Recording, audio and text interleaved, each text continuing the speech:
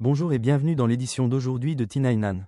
Nous sommes le 31 juillet 2026 et nous avons sélectionné pour vous 10 actualités majeures qui façonnent l'économie algérienne et le paysage technologique régional. C'est parti. Première nouvelle aujourd'hui, la transformation numérique accélère sur le continent. Le ministre ivoirien de la transition numérique, Djibril Ouattara, a annoncé que la Côte d'Ivoire s'inspire du modèle estonien pour développer ses infrastructures numériques publiques. L'objectif est ambitieux, faire passer la contribution du secteur numérique de 6% à 15% du PIB d'ici 2030. Cette stratégie s'inscrit dans une volonté de modernisation et de diversification économique du pays. Un signal fort pour toute la région.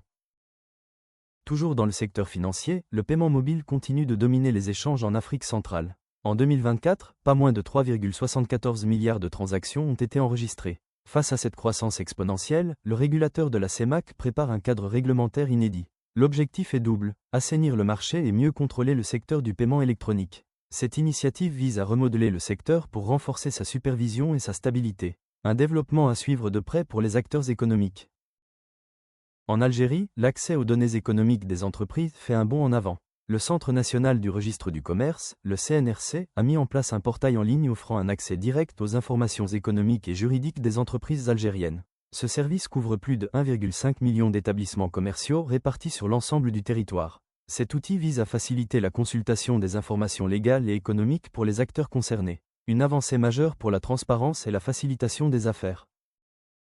Du côté de la finance et de la réglementation, plusieurs changements sont à noter. Dès le 1er août, de nouvelles mesures économiques entrent en vigueur en France, notamment le relèvement du taux du livret A, la hausse du tarif réglementé de l'électricité et le versement de l'allocation de rentrée scolaire. Ces changements, présentés par BFM Business, concernent directement le pouvoir d'achat des ménages.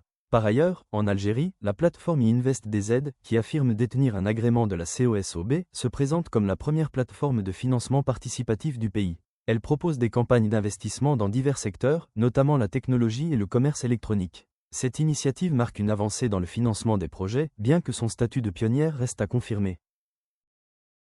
Sur le plan bancaire national, la Banque de développement local, la BDL, a publié des résultats financiers positifs, confirmant sa solidité financière. Ces performances sont présentées comme un indicateur de la dynamique du secteur bancaire algérien, reflétant une tendance favorable dans le paysage économique national. L'établissement affiche ainsi une situation consolidée, renforçant la confiance dans le système financier local. Un signal positif pour les investisseurs.